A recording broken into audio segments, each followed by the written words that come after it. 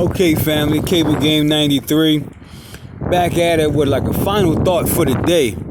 As y'all can see, I'm down by some water, and beautiful sight, no question about that.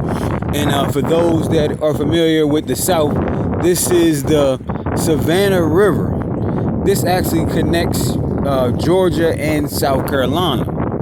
So I just wanted to show y'all, the beauty of the river, but also use the river, as an example of seeing that, on one hand, the river is beautiful, but on another hand, it also represents instability.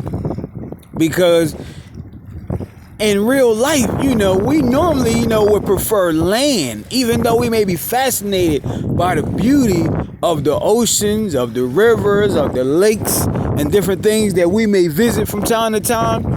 But to me, I see instability, because at the end of the day, those of us that are a part of the Christian community, we know it was a time when, during Jesus' time, Jesus actually walked on the water, and then Peter seen him on the water and wanted to try it himself.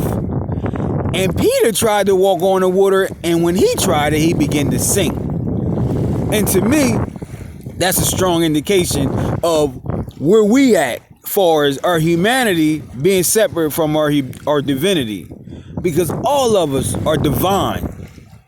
It ain't no shadow of it. There's no doubt in my mind. All of us are divine, but there has to be a process. There has to be some grooming. There has to be some bumps and bruises that we must experience, and then we must adhere to the bumps and bruises so we can participate in that transformation process. And even those of us human beings, will actually be able to walk on water, because Peter walked on water. But the only thing that stopped him from walking was he got distracted.